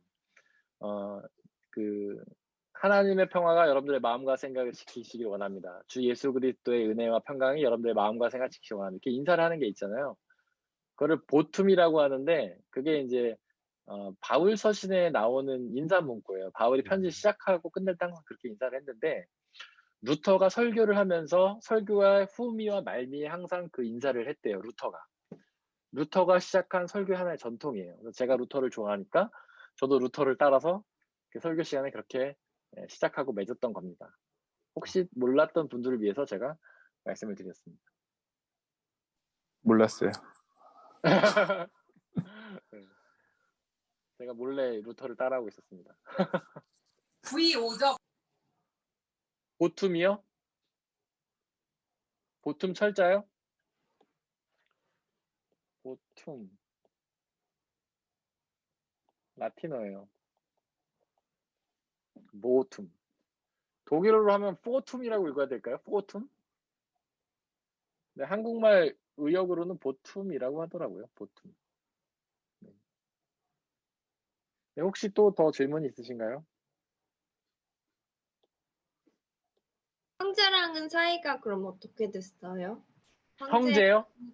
아니 황제. 황제한테 결국 네. 답을 했잖아요. 그 다음에 네. 근데 어떻게 된 거예요? 황제가 황제 앞에서 이거 내가 쓴 거 맞고 난 철회할 생각이 없습니다. 주여 나를 도우소서 이렇게 얘기를 했죠. 그때 황제가 화가 나갖고 그를 불로 태워 죽여라라고 얘기하면서 막 이제 노를 했는데 당시의 법이 왜 그런 법이 있었는지 모르겠지만 황제가 어떤 판결을 내리면 그게 한 달 뒤에부터 실효가 된대요. 그러니까 쟤를 죽여라 하면 바로 죽일 수 있는 게 아니라 한 달 뒤에 죽일 수 있었대요. 그래서 루터를 죽이려면 한 달 기다려야 되는 거예요. 왠지 모르겠어요. 왜 그런 법이 있었는지. 그래서 루터가 이제 그 판결을 받고 자기 집으로 돌아와요. 근데 돌아오다가 자신의 영주인 프리드리시에 의해서 납치를 당합니다. 납치를 당해가지고 우리 청년부 때 다 갔었죠. 바르트부르크라는 성으로 이제 피신을 하죠. 그래서 거기에서 이제 게오르그 융어라는 어떤 기사로 변장을 해가지고 거기서 한 1년 정도 머뭅니다. 이제 몰래 숨어 있었던 거죠. 그러면서 거기서 뭘 했냐면 바로 신약 성경을 번역해요. 루터가 라틴어로 돼 있던 신약 성경을 로마서로 번역을 합니다. 참 천재인 것 같아요. 성경을 한 달 만에 번역하다니. 저는 한 달이 아니라 1년 죄송해요. 1년 만에 번역하다니. 저는 독일어를 한국말로 번역하는 것도 1년 만에 못할 것 같은데 루터는 라틴어를 1년 만에 번역을 했습니다. 그리고 나서 구약 성경은 나중에 다시 종교개혁 나중에 이제 그 황제의 칙서가 취소가 돼요. 이제 아까 손재우 프리드리시가 힘이 있었다고 했잖아요. 그런데 그때 이제 헤센의 영주였던 필리프 그 사람도 어떤 작센의 영주인 프리드리시와 힘을 합쳐요. 헤센주. 그 헤센주가 작센주와 더불어서 가장 최초로 개신교회화된 주예요. 그 필리프가 성으로 머물렀던 곳이 바로 마하부르크이죠. 우리 하라자매가 공부했던 도시. 거기 그 대학 건물인가요? 거기 가면은 그 쯔빙글리랑 루터랑 그 대화했던 방도 있잖아요. 거기가 바로 필리프의 성이었어요. 필리프 헤센의 영주. 근데 이렇게 두 사람의 영주가 아주 당시에 굉장히 막강한 힘을 갖고 있었는데 이 두 사람이 종교개혁 세력에 합류를 하면서 많은 제후들이 이제 힘을 모으게 돼요. 그러면서 선제후가 아까 7명이라고 했는데 이 중에 3명이 개신교 제후가 됩니다. 7명이 황제를 뽑는데 3명이 개신교가 돼요. 근데 그 나중에 다른 3명이 가톨릭이 되고 1명이 애매한 태도를 취해요. 3대 3이 된 거죠. 그 한 명이 애매한 태도를 취하면서 종교 전쟁이 일어난 거, 그 30년 전쟁이고. 근데 이렇게 힘의 균형이 비슷해지니까 황제가 루터를 함부로 못하고 나중에는 그냥 내버려 둔 거죠, 그냥. 그랬다가 큰일 나니까. 그래서 루터가 자기의 힘을, 그러니까 자기의 어떤 종교개혁 이런 거를 그냥 의도치 않게 보호받으면서 계속 종교개혁을 일으키죠. 그리고 루터가 한 60살인가까지 살았을 거예요. 만 60인지 제가 정확하게 지금 기억이 안 나는데 그때까지 살면서 계속해서 루터는 종교개혁적인 일들을 합니다. 네. 네네, 질문하십시오. 아까 음소거 하는지 모르고 혼자서 계속 질문하고 있었어요. 아, 진짜요? 목사님, 아무튼 아까 목사님 하신 말씀을 제가 적었는데 뒷부분을 못 적었어요. 네네. 하나님은 행위를 통해서 우리 믿음을 판단하지 않으시고 네. 단지 행위를 통해서 우리를 온전하게 하시려고 하신다? 맞아요? 그러니까 뒷부분? 행위를 우리에게 하라고 하시는 이유는 믿음에 합당한 삶을 살으라는 강조일 뿐이지, 그러니까 믿는 사람은 당연히 행해야 되잖아요. 예를 들어서 제가 임광섭 집사님을 믿으면 임 집사님이 하라는 대로 할 거 아닙니까? 임 집사님을 믿으면 콩으로 매주를 쓴다면 믿을 거 아니에요? 그 다음에 그거를 매주를 알고 먹을 거 아니에요? 근데 안 믿으면 안 하겠죠. 그것처럼 하나님의 말씀을 믿으면 그분의 말씀을 순종하는 거예요. 그거는 자연스러운 거예요. 순종하지 않으면 믿지 않는 거죠. 그런 네. 거를 말씀하시는 거지 행위를 통해서 우리의 믿음을 판단하시지 않는다는 거예요. 왜냐하면 하나님은 이미 우리의 믿음을 다 보시니까 우리를 굳이 행위를 보고 판단하실 필요가 없다는 거죠. 네. 네. 혹시 또 질문이 있으신가요? 목사님의 네. 원래 믿음은 행함에 따른 믿음인데 이게 같은 말일 수도 있는데 조금 제가 헷갈려서 네. 결국에는 믿음은 행함이 뒤따라야 되는데 이 네네. 말씀 잠깐만요. 나 정리가 잘 안 되는데 같은 말이긴 한데요. 네. 그 왜 이 한국교에서도 그렇고 이게 꼭 네. 행함에 따라서 네. 행함에서 나아가라고 이렇게 많이들 강조하고 말씀을 하시잖아요. 네. 그럼 그 말씀을 잘못된 건가요? 아니면 목사님 방금 말씀하신 네. 대로 그 의미가 내포되어 있는데 우리가 몰랐던 건가요? 한번 정리를 한번 딱 해드릴게요. 네. 믿음이라는 게 있죠. 이거는 이제 헬라어로 하면 피스튜오라는 말이에요. 피스튜오. 이거는요, 이 말 안에는 이미 행위가 포함이 되어 있는 말이에요. 제가 아까도 말했지만 우리는 믿으면 행하게 되는 거죠. 임집사님 말을 제가 믿으면 임집사님 말로 행하는 것처럼. 예를 들어서 임집사님이 호수에서 수영을 하고 저한테 안 깊어요, 가서 수영하세요, 그러면 제가 임집사님을 믿으면 수영을 할 거 아닙니까? 네. 임집사님의 말을 믿지 않으면 수영을 안 하겠죠. 그러니까 믿음이라는 거는 반드시 행위가 그 안에 들어있는 거예요. 포함이 되는 거예요. 그러니까 이거를 야고보서가 말하는 행함이 없는 믿음은 죽은 믿음이다. 죽은 믿음이다.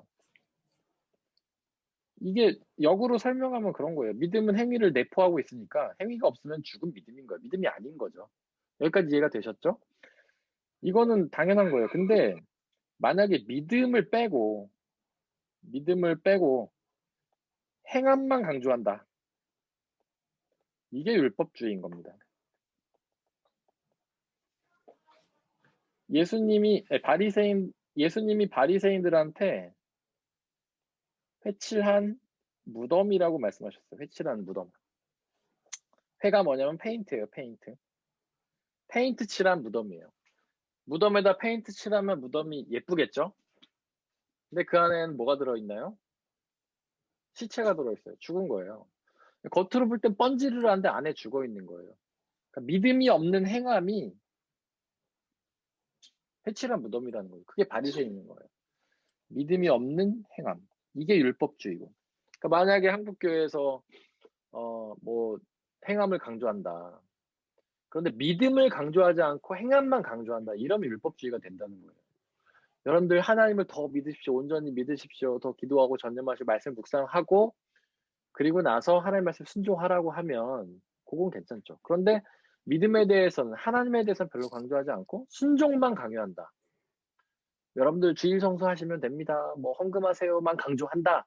그럼 이게 율법주의가 된다는 거죠. 혹시 이해가 되셨습니까?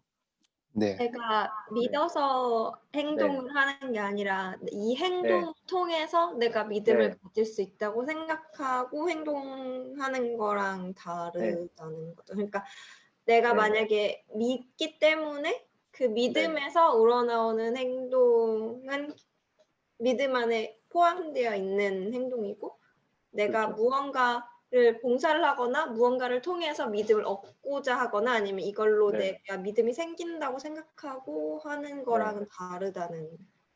그렇죠. 믿음이 반드시 있어야 된다는 거예요. 믿음이 전제 조건이라는 거죠. 믿음이 있으면 행위라는 건 사실 자연스럽게 따라오는 거예요. 내가 믿으면 행하게 되는 거예요. 근데 믿음이 없이 행위만 하면은 잘못되는 거죠. 이게 믿으면 행하게 된다는 게 바로 포도나무의 비유예요. 이거 아시죠? 요한복음에 있는 거. 나는 포도나무여 너희는 가지니 너희가 내 안에 내가 너희 안에 있으면 열매를 많이 맺나니. 열매를 맺기 위한 것, 여기서 열매가 행위라고 할 수 있겠죠? 그 조건은 뭐예요? 가지가 나무에 붙어 있는 거예요. 그러니까 하나님을 우리가 온전히 믿는 거죠. 믿는 거. 믿으면 행위라는 열매를 맺게 되는 거예요. 포도나무의 열매가, 포도나무의 비유가 말하는 게 그거예요. 믿으면 자연스럽게 행위는 따라오게 된다는 거죠. 하나님을 믿으면 주일 성수하게 되고, 하나님을 믿으면 헌금도 하게 되고, 하나님 믿으면 사랑도 하게 되고, 하나님 믿으면 하나님 말씀에 순종하게 된다는 것이죠. 하나님이 살아서 역사하시고 우리의 생명을 창조하셨고 우리의 구원을 책임지시는 분을 믿는데 우리가 어찌 그분의 말씀 순종하지 않겠습니까? 그분의 말씀에 순종하지 않는 이유는 믿지 않기 때문인 거죠. 하나님이 우리를 구원하지 않는다고 믿으니까, 생각하니까 순종하지 않는 거죠. 근데 이런 믿음이 없이 그냥 행위만 하는 것이 율법주의라는 거예요. 바리새인들이 그랬다는 거예요. 하나님 온전하게 예배하지도 않으면서 그냥 겉모습으로만 예배하는 척하는 거죠. 교회 가서 예배하고 그 길에 서서 기도하고. 그들이 사람들 앞에서 예배하고 기도하는 목적이 뭐였어요? 하나님 높여드리고자 함이 아니라 바로 자기의 부와 명예와 권력을 위해서 그런 거잖아요. 종교적인 특권을 누리기 위해서. 믿음이 없었던 거예요. 이게 율법주의예요. 우리가 뭔가를 행하는데 하나님을 위해서 말씀에 순종하고 뭔가 하면서도 하나님을 믿기 위한 목적이 아니라 나 자신의 어떤 명예와 가치와 이런 거를 위하라면 이게 이제 율법주의라는 거죠. 믿음이 없는 행위. 믿음이 없는 행위, 이게 율법주의고 이런 것이 지탄을 받는 것이고 벌을 받는 것이죠. 네, 또 질문 있으신가요? 그럼 그 행위의 범위가 네. 하나님에게 향해야 되는 거 아닌가요? 그러니까 어떤 걸 행해야 되냐는 질문인가요? 네, 그러니까 그 행위라는 게 너무 많은 걸 포함하고 있잖아요. 네. 근데 사실 그게 예를 들면 이웃에 대한 사랑과 그 사람을 네. 뭐 어떤 이웃의 사랑을 어디까지 뭐 우리가 결국에는 예수님이 아닌 우리는 너무 연약해서 저는 이 행위를 하면 할수록 당연히 네. 행위가 우리의 믿음을 증거할 수 없다는 게 왜냐면 어차피 결국에는 실패할 수밖에 없는 인간이기 네. 때문에 네. 그 행위의 방향이 네. 뭐랄까 하나님한테만 좀 국한이 되어야 되지 않나. 그러니까 그 믿음이 네. 사람을 믿는 건 아니니까 어쨌든 그 믿음이라는 단어에 행위가 들어있다면 그 믿음은 사실 하나님을 믿는 믿음인 말하는 거잖아요. 네. 근데 그 행위가 이웃에게 근데 그건 이런 거예요. 하나님을 믿는데 하나님이 우리에게 명령하신 것을 행하는 거죠. 네. 하나님이 우리에게 명령하신 거는 사실 말씀 전반적으로 다 나와 있지만 그거를 요약하면 10계명이에요. 10계명. 하나님이 우리에게 지키라고 명령하신 것은 10계명이에요. 우리는 10계명을 지키면 돼요. 이 10계명을 예수님이 2개로 명령하셨죠. 내가 너에게 새 계명을 주노니 하면서 하나님을 사랑하고 이웃을 사랑하라. 사랑이죠, 사랑. 하나님 사랑, 이웃 사랑. 즉 믿음의 행위는요, 하나님 사랑과 이웃 사랑이에요. 우리 지은자매님 말하는 것처럼 하나님을 향한 차원과 이웃을 향한 사랑이죠. 차원이 있죠. 근데 그거는 사랑이에요, 사랑. 이거를 행하는 것이 순종이라고 저는 생각합니다. 물론 10계명에는 안식일법이 있죠, 안식일. 근데 안식일은 주일 성수랑은 달라요. 우리가 생각하는 주일 성수는 그냥 주일에 교회 가는 걸 주일 성수라고 생각하잖아요. 근데 안식일을 지키라는 거는 안식일에 하나님의 창조와 구원을 기억하라는 거예요. 이건 뭐 너무 복잡한 거라 제가 이렇게만 설명드릴게요. 안식일에 생명 창조와 생명 구원. 제7일 예수님이 이제 6일 동안 일하시고 7일에 쉬면서 창조하신 후에 쉬셨잖아요. 그 생명 창조.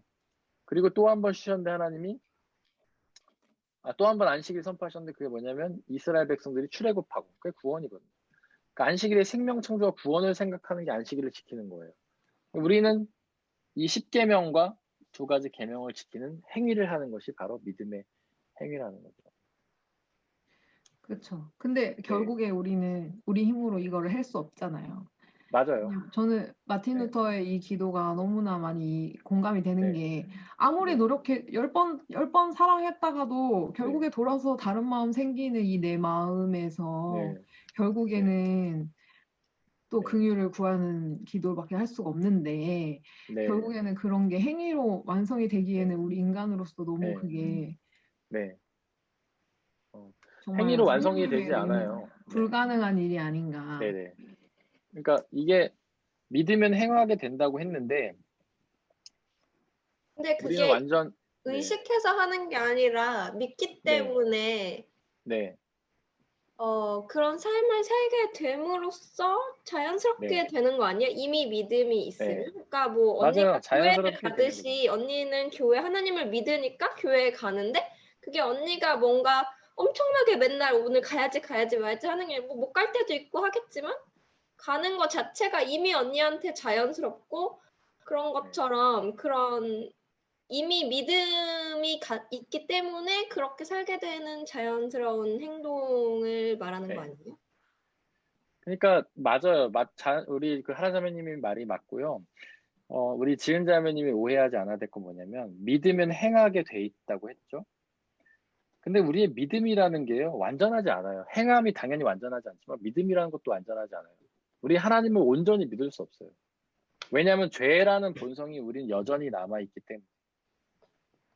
예수님을 믿으면 죄가 사라지는 게 아니에요. 삭제가 아니라 용서죠. 용서는 죄는 여전히 남아있지만 그냥 용서해 주시는 거예요. 벌하지 않으시는 거죠. 그러니까 우리 안에 죄가 여전히 남아있기 때문에 죄는 믿음과 반대되는 거잖아요. 우리는 오늘 하나님을 온전히 믿을 수 없어요. 그러니까 온전히 행할 수 없어요. 우리가 온전히 믿고 행하지 못하면 우리가 할 수 있는 일은 회개죠, 회개. 회개하면 하나님은 또 용서해 주십니다. 70번씩 7번. 우리 마틴 루터가 첫날 자기가 실수하고 또 회개했던 것처럼 그럼 용서해 주신다는 거예요. 우리는 그 용서, 자비 앞에서 그렇기 때문에 우리가 하나님 앞에 제발 도와달라는 기도를 드릴 뿐이고 우리가 실수했을 때, 또 범죄했을 때, 온전히 행하지 못했을 때, 온전히 믿지 못했을 때 자비를 베풀어 달라고 기도할 뿐인 거죠. 네. 그런 기도를 들으시고 하나님 우리를 용서해 주신다. 그 욥이 완전한 의인이다라고 우리가 욥기를 통해서 배웠는데 욥이 죄를 안 지어서 완전 의인이 아니잖아요. 그는 죄를 지었지만 회개했기 때문에 의인인 거죠. 우리도 마찬가지예요. 우리는 죄를 안 짓기 때문에 온전히 믿기 때문에 온전히 행하기 때문에 구원을 얻는 것이 아니라 죄를 짓지만 믿음이 없을 때도 있지만 행위가 못할 때도 있지만 하나님 앞에 용서하고 예수 그리스도를 믿으면서 용서를 구하면 용서를 받기 때문에 우리는 구원을 얻는다는 것이죠. 네. 네, 목사님 온전한 회개는 네. 근데 온전 회개는 그 방향을 돌려서 똑같은 그 네. 잘못을 저지르지 않고 죄를 네. 짓지 않고 방향을 돌려서 간다고 말씀하셨잖아요. 네. 근데 물론 우리가 연약해요. 그 죄를 되풀이할 때가 있지만, 네. 네. 근데 그렇게 되풀이되는 삶 속에서 네. 우리가 온전한 회개란 말도 사실 잘못된 말인가요, 그럼? 온전한 회개는 불가능한 거죠, 사실은. 회개는 곧 믿음이라는 말과 같은 거예요.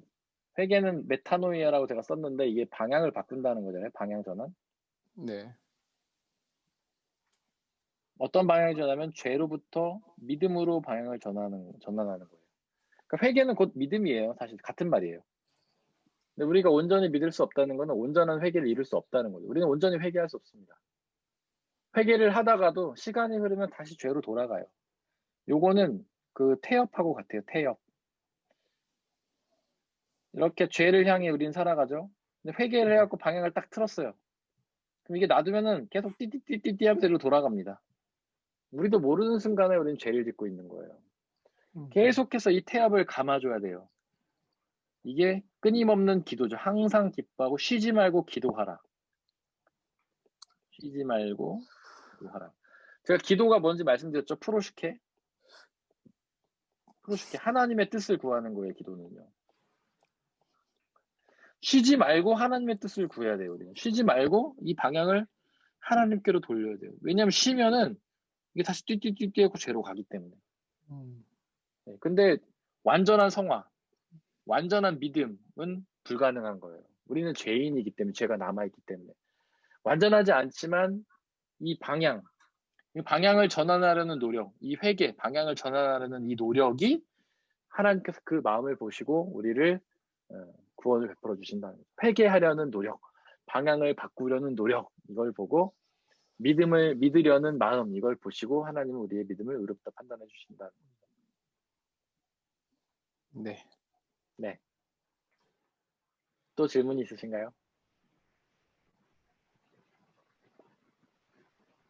오늘 너무 깊이 있는 대화 너무 좋았고요. 우리 서로 기도 제목을 간단히 나누고 그 다음에 잠깐 기도하고 이렇게 마치도록 하겠습니다. 우리 처음 온 순서대로 기도 제목 나누면 좋을 것 같은데 우리 지은 자매님부터 할까요? 뭐요? 네. 네, 한 10초만 생각할 시간 주세요. 네, 그러면 우리 임광섭 집사님부터 할까요? 네. 집사님도 시간 필요하시면 말씀하십시오. 뭐 기도 아무거나 해도 되죠, 뭐. 제가 대학교 때 CCC 훈련 받으면서 신앙을 이렇게 많이 성숙되고 훈련받은 그리스도인으로서의 삶을 좀 살았었는데 뭐 그게 이제 삶에서 많이 제 신앙을 바로잡아주고 했던 동력이 됐던 것 같아요. 최근에 이제 제가 수원대학교 출신에서 수원지구 CCC 이런 모임이 있어서 최근에 이제 줌으로 몇 번 모여서 같이 이제 교제를 나누고 네. 이번 돌아오는 토요일 날 홈커밍 데이라고 해서 이제 모임에 이제 줌으로 모여서 줌이니까 이제 멀리 있는 저도 참석할 수 있겠더라고요. 네. 새벽 2시에. 새벽 2시. 10시에 시작한다고 하잖아요. 새벽 2시에. 그래서 거기 들어가서 이제 예전에 같이 CCC 동역하고 또 기도하고 훈련하고 했던 사람들 만나니까 또 이제 옛날에 뜨겁게 훈련받던 시절 그때가 생각나면서 이제 신앙이 다시 한번 그때와 지금 돌아보고 비교해보고 다시 그때처럼 열심히 훈련받던 그리스도인으로서의 삶을 다시 사모하고 그런 시간이 좀 됐었어요. 그래서 예, 저뿐만 아니라 이제 여러 명 뭐 저희 캠퍼스만 봐도 한 100명 정도가 이제 카톡방에 있는데 우리 청년부도 여러 명 있지만 이렇게 열심을 사모하는 훈련받는 그리스도인으로서의 나를 이제 그리스도께서 자기를 쳐서 복종하는 그런 삶을 사셨는데 사실 그게 어렵잖아요. 그리고 이제 나는 나는 아니라 생각하고 근데 이제 이런 사람들이 많이 한둘씩 모이고 해서 이제 그러면서 이제 교회가 더 뜨거워지고 모임이 뜨거워지고 은혜를 사모하게 되고 사랑이 넘치고 이렇게 되는 것 같다는 생각이 드는데 네. 이제 기도 제목은 그 CCC 홈커밍 데이에 네. 잠자고 있던 우리 CCC 네. 순장님들을 불러서 네. 그들을 다시 한번 이렇게 그 훈련 받다가 평생 훈련 받는 거잖아요. 평생 기도하고 평생 예. 계속 훈련받는 그리스도인으로 살아갈 수 있도록 네. 기도해 주시고 예. 거기에 동참해서 저도 같이 그런 사람으로 그리고 청년부 안에서 이제 항상 몇몇 소수지만 이게 좀 더 많아져서 이곳에 와서 서로 나누고 싶어하는 그런 모임들이 되었으면 좋겠습니다. 그렇게 되는 우리 청년부가 될 수 있도록 기도 제목을 냈겠습니다. 예, 감사합니다. 우리 강지은 자매님이요. 저는 네. 꾸준히 하나님과의 교제 시간을 가지면서 더 친밀해질 수 있도록 예. 기도해 주시고요. 그다음에 네. 성령 충만함을 위해서 더 힘써서 네. 경건을 잘해 나아갈 수 있도록 기도해 네. 주시고요. 세 번째는 네. 제가 비자를 지금 아직 태민을 아직 못 받아가지고 비자가 끝났는데 그래서 비자를 네. 태민을 받고 오게 했는데 연락이 없어요. 그렇게 어. 이메일을 쓰고 해도 그래서 네. 비자도 좀 빨리 받고 그다음에 그래야지 뭐 한국 가는 티켓도 좀 사고 하려고 하는데 좀 네. 시기가 이렇게 하나님이 잘 예비해 주시는 그 시간 가운데에서 잘 이루어질 수 있도록 네. 기도했어요. 네. 네, 하라자매님이요.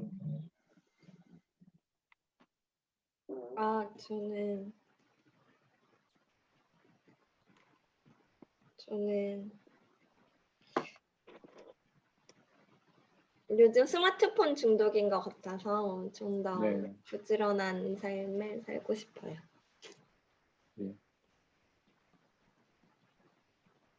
우리 창민 형제님은요? 저는 요새 이제 아침에 잘 못 일어나고 항상 아침에 좀 네. 주로 기도를 했었는데 네. 요새 왜 아침에 못 일어나는지 모르겠어요. 그래서 요새 자주 하는 기도긴 한데 좀 아침 시간에 좀 네. 뭐랄까 기도로서 좀 시작하고 싶은데 그게 좀 이게 그러니까 집중을 좀 많이 못하는 것 같아요. 좀 출근 시간에 임박해서 조금 기도하고 가고 막 이런 거보다 조금 제가 부지런 좀만 더 떨면 되는데 그걸 잘 못하고 네. 있는 것 같아요. 이게 날이 어두워졌다는 핑계 대고 싶지는 않지만 그런 핑계 네. 없이 좀 아침에 했으면 기도로서 좀 아침 운전을 시작해서 온전하다는 말은 잘 안 맞고 아침에 그 네. 기도로서 좀 시작하고 싶고 두 번째는 저도 비자가 네. 신청을 진작했고 카르텔 신청도 다 옛날에 끝났어요. 근데 제가 네. 주소를 바꾸면서 오. 주소가 다른 슈타트로 바뀌었잖아요. 옛날 밀타르에서. 근데 그때 네. 이후부터 제 네. 비자의 행방을 모르겠어요. 잠시로 그때 당시에 옮겨준다고 했는데, 그러니까 제 네. 카르텔을 보내준다고 했는데, 네. 글쎄요. 저도 다른 슈타트는 저는 담당 배암터가 없어서 그냥 그쪽 전체 메일에 써도 답장도 없고, 네. 근데 다행인 건 저는 독일 이 파편이 있어요. 이 사람은 독일에 체류할 수 있다는 그냥 종이 문서는 있어서 그거에 있어서 괜찮다고 생각이 드는데 그래도 저도 네. 카르텔 받아야지. 제가 한번 옛날 헝가리 한번 갇혀봤잖아요. 카르텔 그거 네. 잘 안 돼갖고 그래서 네. 그런 것처럼 또 저도 아마 같이 한국 가려고 하는데 나중에 그런 네. 코로나도 계속 그 카르텔 예전처럼 그 문제 때문에 못 들어오나 그럴까봐 네. 그래서 좀 그런 문제들이 좀 잘 해결되었고 좀 네. 일들이 좀 진행됐으면 좋겠다는 생각이 듭니다. 예, 알겠습니다. 저는 이렇게 하나님의 말씀을 잘 이해하고 좀 잘 기억할 수 있도록 제가 이렇게 외우려고들 애를 많이 쓰는데 잊어버릴 때가 많아서 하나님의 말씀을 잘 이해하고 기억해서 좀 더 잘 전할 수 있도록 기도해 주시길 바랍니다. 그 앞에 보시면은 제가 못 쓰는 글씨로 대충 썼긴 했지만 좀 보이시죠? 우리 이 시간 잠깐 서로를 위해 중보하고 혹시 임 집사님 기도 한번 해주시고 마쳐도 괜찮을까요? 네, 알겠습니다. 네, 제가 서로 기도하고 이 기도 제목으로 기도하고 마치도록 하겠습니다. 사랑의 하나님, 우리 사랑하는 지은 자매님, 하나님과 꾸준한 교제를 나누기 원합니다. 날마다 말씀 묵상과 기도를 통해서 하나님과 깊은 교제를 나누고 성령의 충만을 통해 하나님과 동행하여 주옵소서. 하나님의 말씀을 더욱 깨닫고 하나님의 믿음을 더욱 충만히 가져서 하나님의 사랑이 흘러넘쳐 사람들에게 전하며 살아갈 수 있는 하나님 기쁘게 하는 삶으로 아버지 역사해 또 주옵소서. 그 하나님 또한 기쁘게 투자의 하는 문제를 하나님 책임주시길 삶을 통해서 소망합니다. 우리들이 지금 코로나로 인해 하나님 암투들이 잘 안 하고 있지만 또 역사하셔서 하나님께서 그 빚의 문제를 잘 하나님의 해결하여 주시고 영광을 드러내는 한국에 삶으로 가려고 하나님 계획하는 그 모든 일들을 우리를 잘 통해서 이루어갈 수 하나님 있도록 아버지 역사해 주변에 주옵소서. 사람들이 함께 하나님 목사님, 나라고 CCC 수원지부 순장님들 위해서 함께 또 훈련을 주셔서 받고 기도하며 살아왔는데 지금의 삶 가운데서 삶 속의 주님께서 시스템 하나님께 가운데서도 역사해 주시고 하나님께 그런 역사해 훈련과 주셔서 기도와 하나님의 향한 열정들을 회복하여 하나님 앞에 다시 나올 수 있는 은혜를 주시길 소망합니다. 하나님 우리 청년부 가운데 하나님 역사해 주시옵소서.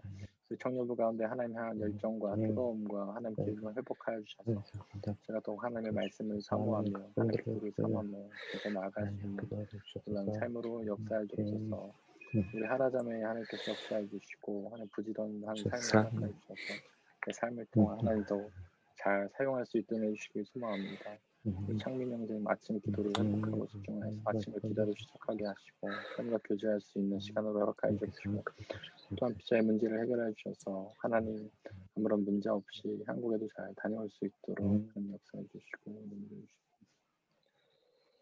사랑의 하나님 감사합니다. 하나님 청년부 모임을 통해서 하나님 저희들이 더욱더 말씀을 사모하고 말씀을 이해하고 또 말씀 가운데 살았던 우리 말씀의 선배들, 신앙의 선배들을 관찰하고 그들의 삶을 돌아보고 하나님 우리 삶을 그들과 비슷하게 훈련받는 그리스도인으로 삶을 살아갈 수 있도록 은혜 주셔서 감사합니다.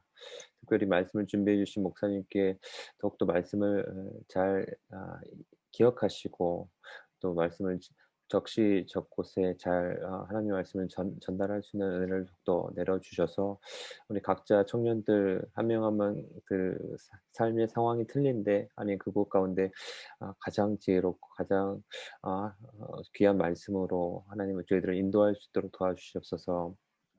하나님 젊음의 때 무엇보다도 하나님의 말씀을 통해서 우리들 각자 청년들 한 명 한 명들 가운데 비전을 더욱더 심어주시고 그 비전들을 이루어가고 또한 그 비전들을 통하여서 하나님을 더욱더 드러내고 하나님의 영광을 나타낼 수 있는 삶으로 선한 그리스도의 삶으로 인도하여 주시옵소서. 하나님 특별히 각자의 그 하나님의 하나님께서 원하시는 삶을 사는데 방해가 되는 여러 가지 것들, 특별히 스마트폰 그리고 또 하나님을 알아가는데 하나님 방해하는 게으름들, 하나님 이런 것들을 우리가 알지만 하나님 이런 것들이 잘 고쳐지지 않을 때가 있습니다. 하나님 그것들을 우리가 결단하고 또 하나님 예수 그리스도의 삶을 기억하면서 작은 그리스도인으로서 우리가 더욱더 헌신하고 결단하고 주님께 나아가는 삶을 살 수 있도록 도와주시옵소서. 하나님 청년부 숫자들이 있고 우리들 가운데 이제 많은 다른 청년들이 있습니다. 하나님 우리가 오늘 배운 귀한 말씀을 통해서 그들 삶 가운데 좀 더 세밀하게 가깝게 교제하고 또 우리들 은혜를 나누면서 청년부 전체가 더 은혜와 그 마음을 나눌 수 있는 그런 귀한 공동체로 만들어 주시고 우리가 쉽지 않은 유학 생활, 외국 생활 통해서 하나님의 귀한 의지가 되고 또한 함께 하나님을 나눌 수 있는 그런 귀한 공동체로 인도하여 주시옵소서. 늦은 밤까지 주님을 사모하는 마음으로 우리들에게 열정을 주신 것들에 너무 감사드리며 이 모든 말씀 예수 그리스도의 이름으로 기도합니다. 아멘. 감사합니다. 감사합니다. 좋은 밤 되세요. 안녕히 계세요. 수고하셨습니다. 고맙습니다.